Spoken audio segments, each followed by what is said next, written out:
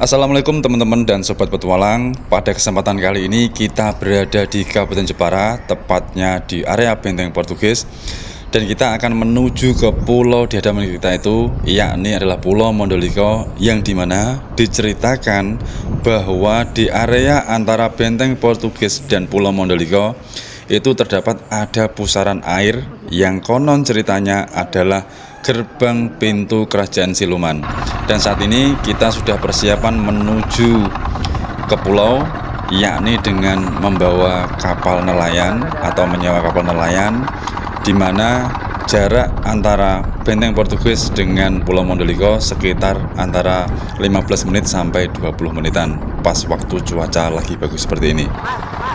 Ketika teman-teman ingin mengunjungi atau pergi ke Pulau Mondoliko, seyogyanya membawa bekal antara lain yakni makanan atau minuman, yang dimana di sana nanti tidak ada warung sama sekali. Jadi yang diceritakan oleh teman kita dan dari sumber yang kita dapatkan, di sana itu ada mercusuar atau ada yang menunggui, yakni kurang lebih hanya sekitar 1 atau 2 orang saja, yang dimana terdapat ada beberapa makam, yakni nantinya di sana itu terdapat ada makam Adipati Patakwara dan juga ada makam yang di bawah itu diceritakan pula yakni Sayyid Usman adalah salah satu tokoh dari kerajaan Kalinyamat. Dan saat ini kita sudah hampir mendekati Pulau Mondoliko, yang dimana teman-teman bisa melihatnya sendiri, tepat kurang lebih sekitar 2 menitan atau 4 menitan kita sudah sampai. Dan inilah kita sudah menuju atau sudah tiba di area Pulau Mondoliko. Persiapan perbekalan yang kita bawa langsung kita naikkan ke atas semua, dan di sini teman-teman kita langsung saling membawa perbekalan satu sama lain, dan diantaranya adalah paling banyak minuman, yakni air minum dan juga perbekalan makanan. Jadi karena di sini suasananya atau lagi musim panas atau musim kemarau, jadi kita harus persiapan ekstra. Dan di sini kita sudah berada di dermaga yang satunya atau di sebelah bagian kanan, dan di sini kita bisa melihat suasana pemandangan yakni Kabupaten Jepara ya dari Pulau Mondoliko. Dan tepat di depan kita itu adalah makam, ada makamnya teman-teman, yakni yang diceritakan tadi Sayyid Usman atau Mbah Leseh dari tokoh kerajaan Kalinyamat. Dan kita akan menuju ke atas lagi, di mana jaraknya itu kita menuju ke atas itu kurang lebih sekitar 15 menitan atau 20 menitan. Jadi naik ke atas terus, namun teman-teman jangan khawatir karena jalannya sudah bagus dan kita bisa melihat pemandangan dari atas, yakni lautan dan juga pulau yang lainnya. Sekedar informasi bahwa kalau semisal kita sudah sampai di sini, diharapkan kita menjaga adab, sopan santun dan tutur kata. Karena apa? Kalau semisal nanti kita di sini itu mendengar sesuatu atau melihat sesuatu, seyogyanya atau sebaiknya kita diam saja. Karena apa? Di sini adalah salah satu tempat atau pulau yang keramat, karena di atas nanti terdapat ada makam Adipati Patakwara dan juga ada beberapa makam yang lainnya di sebelah samping atau di belakangnya musola. Dan di sini teman-teman kita perlihatkan ada salah satu pohon yang sangat besar sekali, yang umurnya pasti lebih dari ratusan tahun lebih. Jadi di sini di samping atau di sebelah kiri terdapat ada pohon besar. Dan kita masih melanjutkan perjalanan untuk menuju ke atas, kiranya kurang lebih sekitar antara 10 menitan lagi. Jadi kita sambil beristirahat dulu di sini dan juga menikmati pemandangan atau suasana alam di Pulau Mondoliko yang sangat bagus ini. Selain itu, di Pulau Mondoliko ini terdapat ada jejak-jejak peninggalan pada zaman penjajah, yakni dari bangsa Belanda dan juga bangsa Portugis, di mana di sini di Pulau Mondoliko itu menjadi tempat pengintaian jalur perairan atau juga jalur perdagangan melalui dari laut Pulau Utara bagian Jawa. Dan di sini pula nanti kita akan perlihatkan satu persatu, dan juga di atas kita terdapat ada pohon randu, yang dimana dari teman kita menyebutkan adalah pohon Belanda karena warnanya yang berbeda, sedikit keunguan atau sedikit kemerah mudaan. Dan di sini kita sudah sampai menuju ke atas atau sudah berada di atas, dan di sebelah sana adalah arah menuju ke makam Adipati Patak Dan di sini di sebelah kirinya adalah jejak-jejak peninggalan, di mana yang sudah kita sebutkan tadi. Terdapat ada beberapa, yakni tower dan juga barang-barang yang lainnya peninggalan zaman penjajah. Jadi di sini teman-teman itu ada penghuninya, atau ada yang menjaga. Setidaknya itu sekitar 1 atau 2 orang di sini. Jadi kita akan mengenalkan atau memperlihatkan kepada teman-teman suasana di Pulau Mondoliko yang bagian atas, tepatnya berada dekat dengan makam Adipati Patak. Dari segi gaya bangunannya itu sudah terlihat jelas teman-teman, yakni di sini itu sudah lama sekali atau kemungkinan sudah ratusan tahun lebih. Jadi jejak-jejak peninggalan yang ada di sini. Dan nantinya itu kita mendapatkan atau terdapat ada pecahan genteng yang bertuliskan bahasa Belanda, tulisan Belanda. Dan di sini areanya itu selain lumayan cukup panas karena kita berada di atas, jadi teman-teman itu mempunyai perbekalan yang cukup. Dan juga di sini itu terdapat ada banyak sekali pepohonan. Di sini ada pohon mangga dan yang lainnya. Dan tepat di depan kita ini adalah arah masuk ke makam Adipati Patak. Dan teman-teman bisa melihatnya sendiri.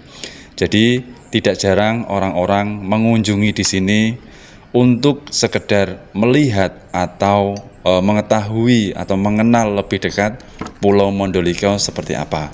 Jadi teman-teman, kita masuk ke area makam Adipati Patak, dan di sebelah sampingnya itu terdapat ada musola yang bisa kalau semisal teman-teman ingin menunaikan ibadah sholat duhur atau asar ketika waktu kesini. Dan juga di sebelah belakangnya musola itu terdapat ada beberapa makam. Nanti akan kita tunjukkan lebih detail. Jadi di sini itu diceritakan bahwa makam-makam yang ada di sini itu adalah makam para santrinya beliau Kanjeng Sunan Muria. Jadi apabila teman-teman lebih tahu atau lebih detailnya, mungkin bisa berbagi informasi dengan kita di kolom komentar. Jadi ada informasi yang menyebutkan bahwa di sini adalah makam para santrinya beliau Kanjeng Sunan Muria, yang dimana terjadi perselisihan atau melawan Adipati Patak. Namun para santrinya beliau Kanjeng Sunan Muria gugur di sini karena apa? Beliau Adipati Patak itu sakti mandraguna, diceritakan seperti itu. Jadi kalau semisal teman-teman lebih mengetahui informasi lebih detail, bisa berbagi dengan kita. Dan di sini kita lebih dekat untuk melihat area makam sekitar, dan ada yang berada di ujung sana teman-teman. Jadi sekitar kurang lebih antara 6 atau 7. Jadi kita belum tahu secara pasti tentang informasi atau yang ada di sini tentang sejarahnya yang pasti. Jadi di sini kita perlihatkan, dan dari berbagai sumber informasi yang kita dapatkan seperti itu. Dan selanjutnya kita akan menuju ke makam Adipati Patak. Dan di sini kita akan ceritakan pula siapakah beliau. Beliau dahulunya adalah murid dari Mbah Sunan Ngerang dan juga seperguruan dari Kanjeng Sunan Muria dan juga Kanjeng Sunan Kudus. Jadi beliau Adipati Patak itu dahulunya gurunya adalah Mbah Sunan Ngerang, dan juga diceritakan beliau mempunyai guru yakni Mbah Syekh Datuk.